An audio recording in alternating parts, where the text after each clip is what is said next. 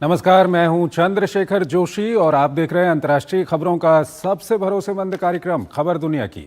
इस कार्यक्रम में हम आपको इस वक्त की बड़ी और महत्वपूर्ण अंतर्राष्ट्रीय खबरें बताते हैं और दो बड़ी खबरों पर अपने विशेषज्ञ मेहमान के साथ चर्चा करते हैं। आज के एपिसोड में हम चर्चा करेंगे कि पश्चिम एशिया में ताज़ा अपडेट क्या है, क्या अब जल्द ही अमेरिका और ईरान के बीच बड़ा समझौता होने वाला है, लेबनान के मोर्चे में क्या कुछ चल रहा है। वहीं एपिसोड में हम ये भी चर्चा करेंगे कि पाकिस्तान अधिकृत कश्मीर में कैसे पाकिस्तानी सुरक्षा बल कर रहे हैं आम लोगों पर अंधाधुंध गोलीबारी। संयुक्त राष्ट्र सुरक्षा परिषद में क्यों भारत को लगानी पड़ी पाकिस्तान को लताड़। होंगी और भी महत्वपूर्ण अंतर्राष्ट्रीय खबरें, लेकिन आइए सबसे पहले आपको दिखाते हैं इस वक्त की अंतर्राष्ट्रीय हेडलाइंस। बुनियादी अधिकार मांग रहे पीओके के लोगों पर पाकिस्तानी सेना की बर्बरता, बरसाई गोलियां, 27 की मौत, सैकड़ों घायल। भारत ने की कड़ी निंदा, कहा पाकिस्तान को अपने कुकर्मों के लिए ठहराया जाए जिम्मेदार।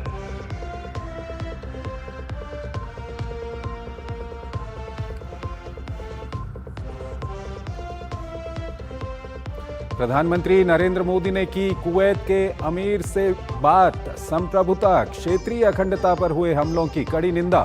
क्षेत्र में शांति और स्थिरता जल्द बहाल करने के लिए संवाद और कूटनीति पर दिया जोर।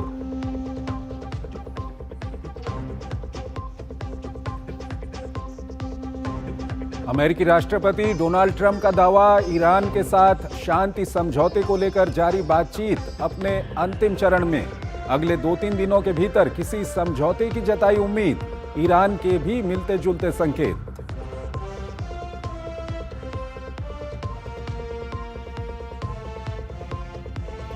ईरान की चेतावनी की परवाह किए बिना इजराइल का लेबनान पर हमला जारी। दक्षिणी लेबनान के सूर शहर में 8 की मौत। अमेरिकी राजदूत ने कहा इजराइल लेबनान के बीच वॉशिंगटन में जल्द बातचीत।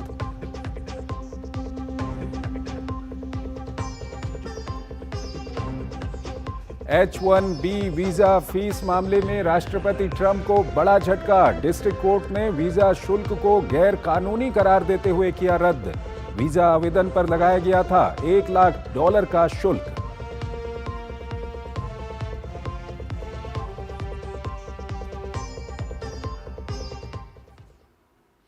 और आइए पहली बड़ी खबर की ओर आपको लिए चलते हैं। प्रधानमंत्री नरेंद्र मोदी ने आज कुवैत के अमीर शेख मिशाल अल अहमद अल जाबेर अल सबा से टेलीफोन पर बातचीत की। दोनों नेताओं ने पश्चिम एशिया में तेजी से बदल रहे सुरक्षा हालात पर चर्चा की। प्रधानमंत्री मोदी ने क्षेत्र में बढ़ते तनाव पर गहरी चिंता जताते हुए कुवैत की संप्रभुता और क्षेत्रीय अखंडता पर हुए हमलों की भारत की ओर से कड़ी निंदा दोहराई। उन्होंने कहा कि मौजूदा संकट का समाधान संवाद, कूटनीति और तनाव कम करने के प्रयासों के जरिए ही संभव है और जल्द से जल्द शांति और स्थिरता बहाल की जानी चाहिए। प्रधानमंत्री ने कुवैत में रह रहे भारतीय समुदाय की सुरक्षा और उनके कल्याण के लिए व्यक्तिगत रूप से ध्यान देने पर कुवैत के अमीर का आभार भी व्यक्त किया।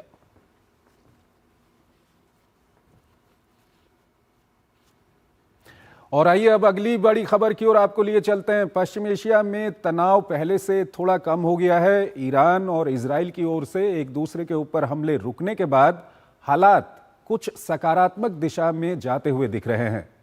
अमेरिकी राष्ट्रपति ट्रंप और ईरान की ओर से आ रहे बयानों से संकेत मिल रहे हैं कि दोनों पक्षों में जल्द कोई समझौता हो सकता है। इस सब के बीच दक्षिणी लेबनान में स्थिति गंभीर बनी हुई है। आइए आपको ताज़ा घटनाक्रम से जुड़ी एक रिपोर्ट दिखाते हैं और फिर इस पर अपने विशेषज्ञ मेहमान से चर्चा करेंगे। इजरायली प्रधानमंत्री बेन्यामिन नेतन्याहू हिजबुल्लाह पर तेवर नरम नहीं कर रहे हैं। इजरायली हमलों का खामियाजा लेबनान की आवाम को भी भुगतना पड़ रहा है। लेबनानी आवाम की आड़ में ईरान अपने समर्थक समूह हिजबुल्लाह को बचाने के लिए राष्ट्रपति ट्रंप के सामने सीज फायर का पालन करने का दबाव बना रहा था। पहले बातचीत से निकल जाने की धमकी दी, लेकिन ये नेतन्याहू के इरादों को डिगा नहीं पाई। फिर रविवार को इजराइल पर मिसाइलों की बौछार कर दी। इजराइल का जवाब भी बेहद आक्रामक था, जिसके बाद पूरा पश्चिम एशिया फिर से बारूद के ढेर पर खड़ा हो गया। किसी समझौते के करीब पहुंचने का दावा पल भर में बिखरता दिखाई दिया। राष्ट्रपति डोनाल्ड ट्रंप ने मोर्चा संभाला। दोनों पक्षों को समझाने बुझाने की कोशिश शुरू हुई। तुरंत हमला रोकने की अपील की गई। ट्रंप के आग्रह को कवर बनाकर हालात को हाथ से निकलने से बचाने के लिए ईरान ने सोमवार को इजराइल पर हमले रोकने का ऐलान कर दिया, लेकिन एक चेतावनी के साथ, अगर इजराइल का लेबनान पर फिर हमला हुआ तो जवाब और जोरदार होगा। नेतन्याहू समझौते की कोशिश में अब भी अड़चन बने हुए थे। ट्रंप ने उन्हें फोन घुमाया और ईरान के खिलाफ बड़े सैन्य अभियान से बचने की सलाह दी। ट्रंप ने कहा कि अगर इजराइल संघर्ष को और बढ़ाता है तो अंतर्राष्ट्रीय स्तर पर अलग थलग पड़ सकता है। ट्रंप ने दावा किया है कि इजराइल और ईरान कम से कम एक हफ्ते तक एक दूसरे के खिलाफ कोई सैन्य कार्रवाई नहीं करेंगे। हालांकि ईरानी चेतावनी की परवाह किए बिना इजराइल दक्षिणी लेबनान में हमलों का सिलसिला जारी रखे हुए है। ताजा हमलों में कई लोगों के मारे जाने की खबर है। इसके साथ ही इजरायली सेना ने दक्षिणी लेबनान के शहर तायर और सूर को खाली करने का आदेश दिया। इजराइल ने साफ कर दिया है कि लेबनान में हिजबुल्लाह के खिलाफ उसकी जंग जारी रहेगी। वहीं राष्ट्रपति ट्रंप ने एक बार फिर दोहराया कि अमेरिका और ईरान समझौते के करीब हैं। हालांकि ये पहली बार नहीं था जब उन्होंने ये दावा किया है। ट्रंप ने कहा कि ईरान पर लगाई गई आर्थिक और समुद्री नाकाबंदी सैन्य हमलों से ज्यादा असरदार साबित हुई है। यही वजह है कि तेहरान समझौते के लिए तैयार हो रहा है। ट्रंप ने दावा किया अमेरिका अगले 2 हफ्तों में ईरान पर पूरी जीत का ऐलान कर देगा। कुछ ऐसे ही संकेत ईरान की तरफ से मिल रहे हैं। संयुक्त राष्ट्र में ईरान के राजदूत अमीर सईद इरावानी ने कहा है कि दोनों देशों के बीच बातचीत जारी है और समाधान तक पहुंचने की कोशिश कर रहे हैं। अमेरिका और ईरान के बीच जारी बातचीत जून के अंत तक किसी नतीजे पर पहुंच सकती है। उधर हॉर्मुज स्ट्रेट के पास अमेरिका का एक अपाचे हेलीकॉप्टर सोमवार को क्रैश हो गया। इसकी पुष्टि खुद राष्ट्रपति डोनाल्ड ट्रंप ने भी की है। फिलहाल ये साफ नहीं है कि हेलीकॉप्टर तकनीकी खराबी के कारण गिरा या किसी हमले का शिकार हुआ। हालांकि ईरान का दावा है कि हेलीकॉप्टर उसके हमले का शिकार हुआ है।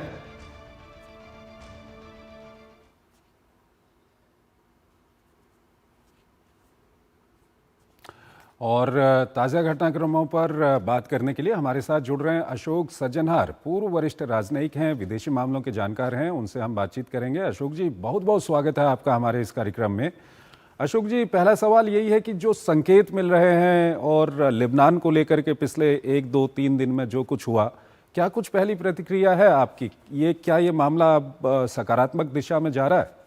जी बहुत धन्यवाद चंद्रशेखर जी, मुझे आमंत्रित करने के लिए। आप ठीक कह रहे हैं। देखिए, ये वाले ऐसे संकेत जब से ये सीज फायर हुआ है 8 अप्रैल को, पहले हुआ 2 सप्ताह के लिए, उसके बाद इसको इंडेफिनेटली एक्सटेंड कर दिया गया और राष्ट्रपति ट्रंप ने ये कहा जो हम बातचीत करते जाएंगे और कोई ना कोई हल निकालेंगे, समाधान निकालेंगे। राष्ट्रपति ट्रंप हमेशा से कहते रहे हैं जो हम बहुत ही करीब हैं, बहुत ही नजदीक हैं किसी समाधान के, परंतु अभी तक आखिर वक्त तक पहुंचते हुए कुछ ना कुछ हो जाता है।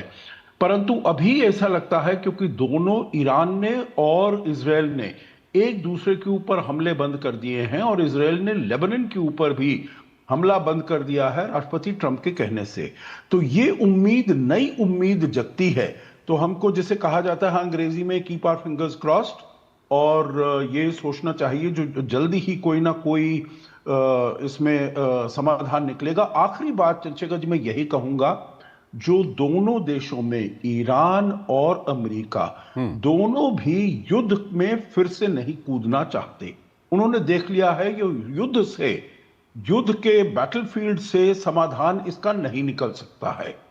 जी अशोक जी, इजराइल बेरूत के आसपास तो उसने हमले रोक दिए हैं, लेकिन जो दक्षिण लेबनान में कार्रवाई चल रही है, ये क्या कोई परेशानी खड़ी कर सकती है आने वाले दिनों के लिए? देखिए, ईरान कुछ भी इसमें कह सकता है, क्योंकि मेरा तो ये अपना मानना है और राष्ट्रपति ट्रंप ने भी ये कहा था, उनका मानना है जो लेबनान उस सीज फायर में इंक्लूडेड नहीं था, परंतु ईरान कहता था जो लेबनान भी इंक्लूडेड है। पाकिस्तान ने भी यही कहा, जो मुझे बताया गया है स्टीव विटकॉफ ने कहा था जो लेबनान भी इन्वॉल्व होगा। परंतु देखिए, लेबनान का जहां तक मामला है वो इजराइल के साथ उसका युद्ध जो है, उसकी जो कॉन्फ्रंटेशन है वो उससे पहले से चल रही है जी। ये वाला युद्ध जो शुरू हुआ है 28 फरवरी को, तो ये ऐसी बात नहीं है जो उस युद्ध के बाद लेबनान के साथ इजराइल की झड़प हुई है। हम देख रहे हैं जो 7 अक्टूबर 2023 में जो युद्ध शुरुआत हुई थी गाजा की, उसके बाद ही लेबनान का चल रहा है। परंतु फिर भी ईरान ये डिमांड करता है जो बिल्कुल लेबनान के ऊपर हमले बंद होने चाहिए। मेरे विचार से इजराइल इसको बिल्कुल नहीं मानने वाला है और उसने यही कहा है अगर हमारे ऊपर हमला होगा तो अपनी रक्षा के लिए हम जरूर हमला करेंगे, चाहे वो दक्षिण लेबनान हो या फिर वो बैरूत हो। तो आगे देखना होगा जो इसके ऊपर क्या हल निकल कर आता है। अशोक जी, जब ये युद्ध वहाँ पर शुरू हुआ था उससे पहले हिजबुल्लाह को लेकर के, हिजबुल्लाह को डिसआर्म करने को लेकर के कहीं ना कहीं यूएस का दबाव भी था लेबनान की सरकार के ऊपर, और लेबनीज आर्मी और लेबनान की सरकार इसके लिए वहाँ पर तैयार भी हो गई थी। ये जो पूरे हालात बने हैं इसमें हिजबुल्लाह को कहीं ना कहीं एक एग्जिस्टेंस का सवाल उनका था। क्या कुछ कहेंगे हिजबुल्लाह के लिए, किस तरह से इसको आप विश्लेषण करेंगे इसका?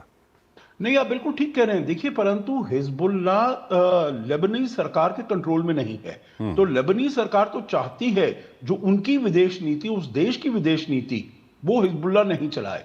वो ये भी चाहती है जो लेबनान की विदेश नीति ईरान से नहीं चले, क्योंकि वो कहते हैं जो ईरान कौन होता है, हम अपने हमारे यहां पर जो सिक्योरिटी है, जो यहां पर शांति है, उसके लिए हम बातचीत करेंगे। तो ईरान वहां से क्यों बोल रहा है? देखिए, ईरान के लिए उसने हिजबुल्लाह को यहां पर रखा है, हूती को उसने यमन में रखा है, जिससे कि वो इजराइल के ऊपर जब भी चाहे वो दबाव डाल सके।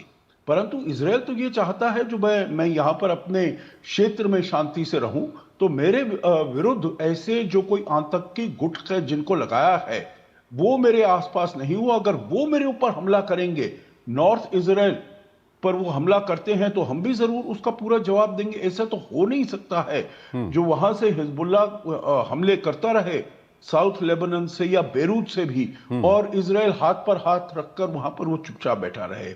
तो इसीलिए ये वाला बहुत ही टेन्युअस होगा। तो इसको ईरान को भी समझना होगा जो वो हिजबुल्लाह को कितनी शह देता है जो इजराइल के ऊपर वो हमले करता रहे। अशोक जी, अब सवाल आता है, जो बातचीत चल रही है ईरान और अमेरिका के बीच में, जिस तरह के जो संकेत आ रहे हैं, जो बयान आ रहे हैं, क्या कुछ लगता है आपको, क्या ये अब अंतिम चरण में पहुंच चुकी है बातचीत? जी, मेरे विचार में ऐसा ही लग रहा है। हालांकि इसमें देखिए बहुत टेक्निकल डिटेल्स होते हैं। आपको याद होगा, आपके देखने सुनने वालों को याद होगा, जो जब JCPOA हुआ था, joint comprehensive plan of action हुआ था 2015 में, तो उसमें 2 साल तक बातचीत चली थी जो कैसे जो फाइनल डिटेल्स हैं उनको डिसाइड किया जाए। तो यकीनन जहां पर एक ब्रॉड बेस्ड अग्रीमेंट है, जिसे कहा जाए एक अम्ब्रेला अग्रीमेंट, जिसे कहा जाए एक पॉलिटिकल अंडरस्टैंडिंग, जो ऐसे ऐसे इसको हम करेंगे, आगे लेकर जाएंगे, वो मेरे विचार से यकीनन इस महीने के आखिर तक हो सकता है।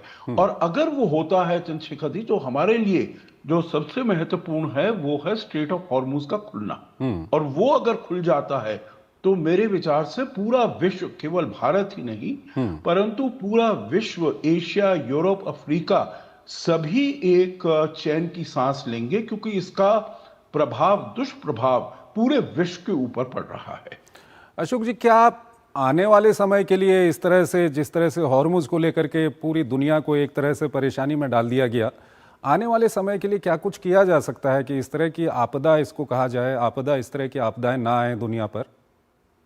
जी देखिए, एक तो ये ईरान को बिल्कुल भी ऐसी वो इजाजत नहीं दी जा सकती जो वो रेगुलेट करे वहां से जो भी पोत जाते हैं, जो टैंकर्स जाते हैं, या जो और शिप्स और वेसल जाते हैं, उसको रेगुलेट करने की उसको कोई ऐसे अनुमति नहीं दी जा सकती, क्योंकि ये इंटरनेशनल वाटर्स हैं। और ये केवल straight of Hormuz international waters नहीं है, और भी बहुत सारे हैं। मलाक्का स्ट्रेट भी है, सुंडा है, लोम्बोक है, बहुत सारे ऐसे हैं।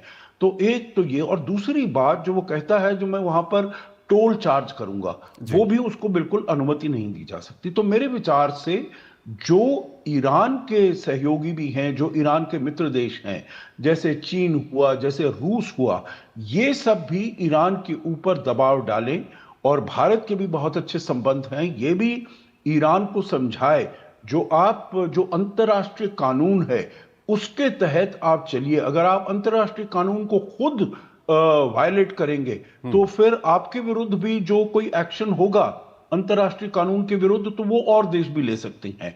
तो इसीलिए मेरे विचार से सभी, पूरे विश्व को ये मिलकर यूनाइटेड नेशंस के अंडर एक ऐसा अग्रीमेंट करना पड़ेगा जो स्ट्रेट ऑफ हॉर्मुज फ्री है सभी टैंकर्स के मूवमेंट के लिए, सभी ट्रेड के मूवमेंट के लिए, सभी फ्रीडम नेविगेशन के लिए पूरी तरीके से वो आजाद है और उसके ऊपर कोई बंदिश या अंकुश नहीं लगा हुआ है। ठीक है अशोक जी, हमारे साथ बने रहिएगा। एक और महत्वपूर्ण विषय है, उस पर अभी हम बातचीत करेंगे, लेकिन यहां पर हमको एक छोटा सा ब्रेक लेना है, एक छोटा सा ब्रेक। घर का खर्च चलाने के लिए रोहन की पढ़ाई वाली एफडी तोड़नी पड़ी और उसके डॉक्टर बनने का सपना भी। काश तुमने जाने से पहले टर्म लाइफ इंश्योरेंस लिया होता। पॉलिसी बाजार ऐप पर 1 करोड़ का टर्म इंश्योरेंस सिर्फ 410 रुपए महीने से शुरू। मेरी पसंद, मेरी पसंद, मेरी पसंद, मेरी पसंद, हमारी पसंद, हम सबकी पसंद। मजबूत देश का मजबूत सरिया हो गया स्टील। स्वागत है आपका ब्रेक के बाद। अगली बड़ी खबर की ओर आपको लिए जाते हैं। आतंकवाद को बढ़ावा देने वाले पाकिस्तान को भारत ने संयुक्त राष्ट्र सुरक्षा परिषद में करारा जवाब दिया है। अफगानिस्तान पर पाकिस्तानी हमलों को लेकर भारत ने इस्लामाबाद को नफरत की संगठित फैक्ट्री बताते हुए उसकी नीतियों की कड़ी आलोचना की। भारत ने कहा है कि आतंकवाद के खिलाफ कार्रवाई के नाम पर पाकिस्तान आम नागरिकों को निशाना बना रहा है और अपनी नाकामियों को छिपाने के लिए झूठे नैरेटिव गढ़ रहा है। वहीं पाकिस्तान अधिकृत कश्मीर में बढ़ते विरोध और हिंसा ने भी पाकिस्तानी सेना की मुश्किलें बढ़ा दी हैं। आइए आपको इससे जुड़ी एक खास रिपोर्ट दिखाते हैं और फिर इस पर अपने विशेषज्ञ मेहमान से हम चर्चा करेंगे। आतंकवाद को अपनी राज्य नीति के तौर पर प्रोत्साहित करने वाला पाकिस्तान अगर अंतर्राष्ट्रीय नियम और कानून का हवाला देकर अफगानिस्तान पर अपने हमले को जायज करार देने लगे तो अंतर्राष्ट्रीय समुदाय की जिम्मेदारी बन जाती है कि आतंकवाद पर उसके असली चेहरे को बेनकाब किया जाए। इन्हीं दायित्वों को निभाते हुए भारत ने संयुक्त राष्ट्र सुरक्षा परिषद में पाकिस्तान की घनघोर घृणित नीतियों से पर्दा उठाते हुए उसे खूब खरी खोटी सुनाई। अफगानिस्तान के हालात पर चर्चा के लिए बुलाई गई बैठक में भारत के स्थायी प्रतिनिधि पर्वतनेनी हरीश ने पाकिस्तान को नफरत की संगठित फैक्ट्री करार दिया। अफगानिस्तान पर पाकिस्तानी हमलों की कड़ी निंदा करते हुए भारत ने दुनिया को बताया कि कैसे इस्लामाबाद अपनी नाकामियों को छिपाने के लिए धार्मिक भावनाओं का बेधड़क इस्तेमाल कर रहा है। पाकिस्तान आतंकवाद के खिलाफ कार्रवाई के नाम पर आम नागरिकों की हत्या कर रहा है। भारत ने इसे पाखंड का सबसे बड़ा उदाहरण बताते हुए कहा कि एक नरसंहार को सैन्य अभियान का जामा पहनाने से अपराधी दोष मुक्त नहीं हो जाता।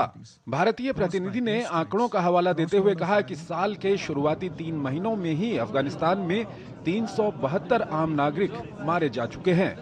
भारत ने कहा कि ये नफरत की फैक्ट्री सिर्फ इसलिए चलाई जा रही है ताकि पाकिस्तानी जनता का ध्यान देश के घरेलू राजनीतिक और आर्थिक संकटों से भटककर बाहरी खतरों पर लगा रहे। अपनी आवाम का ध्यान भटकाने के लिए भारत के खिलाफ झूठे नैरेटिव गढ़ रहा है पाकिस्तान। बिना किसी सबूत के भारत पर आरोप लगाना पाकिस्तान की पुरानी आदत है। याद रहे, पाकिस्तान तालिबान सरकार पर टीटीपी समेत दूसरे संगठनों को पनाह देने का आरोप लगाता रहता है।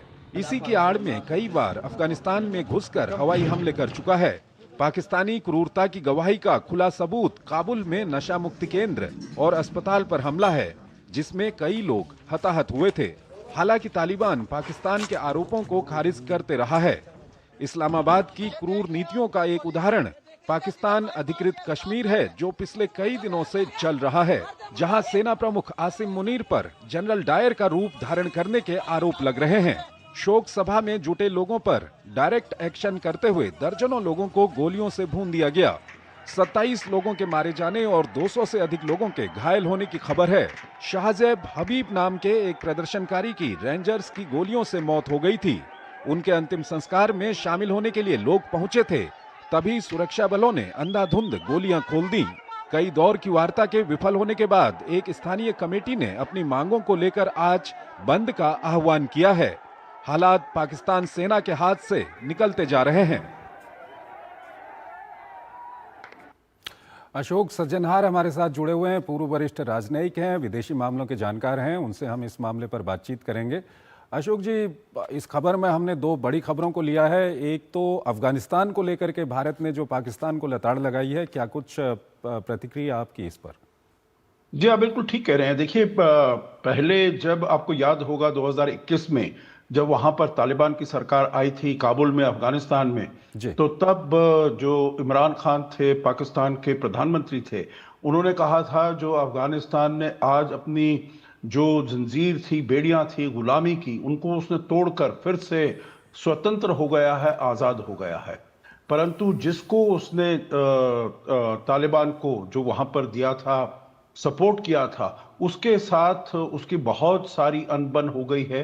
तहरीक तालिबान पाकिस्तान, वहां पर जो उनकी सरकार है, पाकिस्तान की सरकार है, रावलपिंडी में उनके विरुद्ध काम कर रहा है और वो दबाव डाल रहे हैं अफगान तालिबान के ऊपर, जो आप इनके जो एक्टिविटीज हैं वहां पर, इनके जो कार्रवाई है अफगानिस्तान में, उनके सेफ हेवन्स है, वहां से आप उनको बंद करिए। अफगानिस्तान ने कहा है हमारा इसका कुछ लेना देना नहीं है, यह आपका अंदरूनी मामला है और आप इस अंदरूनी मामले को अपने आप सुलझाइए।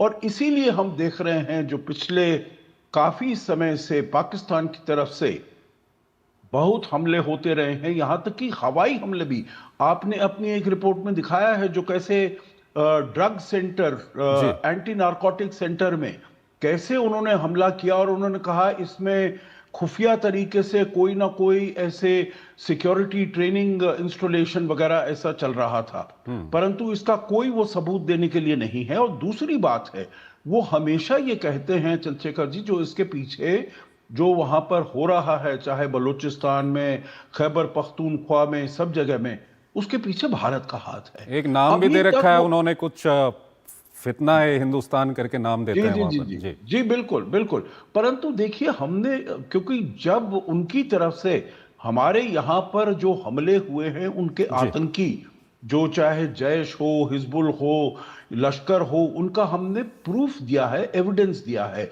अभी तक पाकिस्तान कुछ भी एविडेंस, कुछ भी सबूत देने में नाकाम रहा है, जो भारत किस तरीके से इसमें इन्वॉल्व है। अशोक जी, दूसरा ये पाकिस्तान ऑक्युपाइड कश्मीर में जो कुछ चल रहा है वहां पर, बिल्कुल वहां के जो लोग हैं उनके ऊपर बर्बरता कर रही है पाकिस्तान की पुलिस और सेना, इस पर क्या कुछ कहेंगे? जी देखिए, पहले तो वहां पर पुलिस कर रही थी, अब पुलिस ने वहां पर जाना भी मना कर दिया है, क्योंकि उन्होंने कहा हम अपने भाइयों के ऊपर ये गोली नहीं चला सकते। तो इसीलिए हम देख रहे हैं जो अब उन्होंने ये रेंजर्स को वहां पर बुला लिया है, आर्मी को बुला लिया है, क्योंकि पुलिस के बस की ये बात नहीं हो रही थी। और वो हमने देखा है जो 27 अभी लोग मारे गए हैं। परंतु देखिए, ये पहली बार नहीं है, वहां के हालात इतने खराब हैं, वहां पर इतने ज्यादा रिसोर्सेज हैं पाकिस्तान ऑक्युपाइड कश्मीर में और गिलगित बल्तिस्तान में, बड़े रिसोर्सेज हैं, चाहे वो वाटर रिसोर्सेज हो, मिनरल रिसोर्सेज हो, परंतु उसमें से जैसे बलूचिस्तान में उसका कोई फायदा उनके लोगों को नहीं मिल पा रहा है। सब वहां से वो पंजाब में चला जाता है।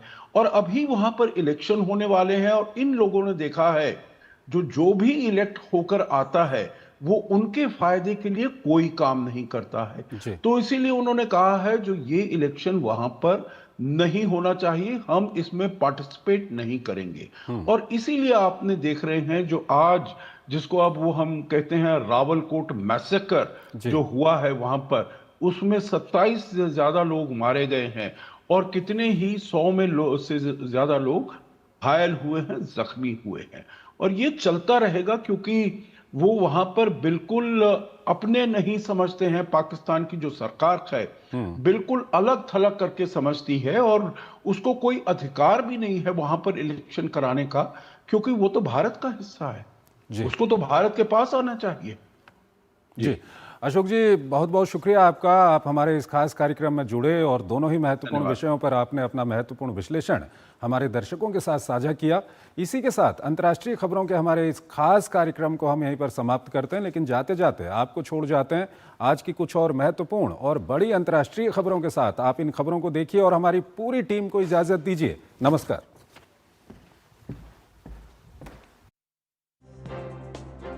यूक्रेन के उत्तर पूर्वी खार्किव क्षेत्र पर रूसी ड्रोन और मिसाइल हमलों में एक गर्भवती महिला और 2 अन्य लोगों की मौत हो गई। यूक्रेनी अधिकारियों ने मंगलवार को ये जानकारी दी। वहीं रूस ने दावा किया है कि यूक्रेन लगातार क्रीमिया पर हमले कर रहा है। हाल के दिनों में जहां एक ओर रूस ने यूक्रेन पर बड़े हवाई हमले बढ़ा दिए हैं, वहीं यूक्रेन ने रूसी तेल सुविधाओं पर लंबी दूरी के ड्रोन हमलों को तेज कर दिया है, जिससे क्रीमिया और अन्य जगहों पर ईंधन की कमी हो गई है। उत्तर कोरिया के नेता किम जोंग उन और चीन के राष्ट्रपति शी जिनपिंग ने प्योंगयांग में हुए शिखर सम्मेलन में राजनीति, अर्थव्यवस्था और संस्कृति के क्षेत्रों में सहयोग बढ़ाने पर सहमति जताई, जिससे दोनों देशों के संबंधों में एक नया अध्याय खुल गया है।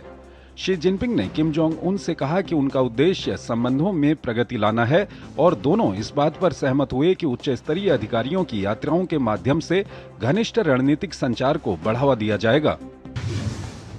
अल्बानिया के प्रधानमंत्री एडी रामा ने बताया कि डोनाल्ड ट्रंप के दामाद जेरेड कुशनर द्वारा बाल्कन तट के एक दूरस्थ हिस्से पर प्रस्तावित लग्जरी रिजॉर्ट को पर्यावरण पर इसके प्रभाव को लेकर लगातार विरोध प्रदर्शनों के बावजूद अल्बानिया आगे बढ़ाएगा। दरअसल प्रस्तावित रिजॉर्ट के खिलाफ हजारों लोग सड़कों पर उतर आए हैं और परियोजना को रद्द करने की मांग कर रहे हैं, क्योंकि इसका प्रभाव राजहंसों, सीलों और समुद्री कछुओं के घोंसले बनाने वाले स्थलों के संरक्षित आर्द्र भूमि क्षेत्र पर पड़ रहा है।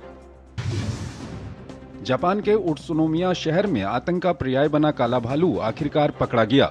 भालू को 1 दर्जन से अधिक बार देखे जाने के बाद इसकी तलाश कई दिन से जारी थी। शहर के सभी 94 प्राथमिक और माध्यमिक विद्यालय लगातार दूसरे दिन भी बंद रखने पड़े।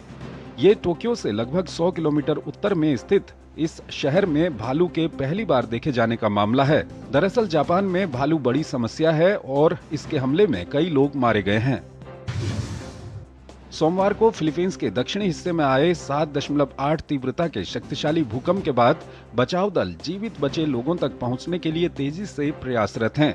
इस भूकंप में कम से कम 37 लोगों की मौत हो गई और 400 लोग घायल हो गए। सबसे ज्यादा तबाही मिंडानाओ द्वीप पर स्थित शहर जनरल सेंटोस में देखी जा रही है। यहाँ बचाव कर्मी ढह चुकी इमारतों के मलबे में फंसे लोगों को निकालने में जुटे हुए हैं। अमेरिका ने चीन की दिग्गज कंपनियों अलीबाबा, BYD और बाइडू को चीन की सेना का समर्थन करने वाली कंपनियों की सूची में शामिल कर ब्लैकलिस्ट कर दिया है। पेंटागन ने सोमवार को जारी एक अपडेट में इन कंपनियों को शामिल किया है, जिससे वर्षों के तनावपूर्ण संबंधों के बाद वॉशिंगटन और बीजिंग के बीच चल रही नाजुक सुलह प्रक्रिया में और जटिलताएं आने की संभावना है।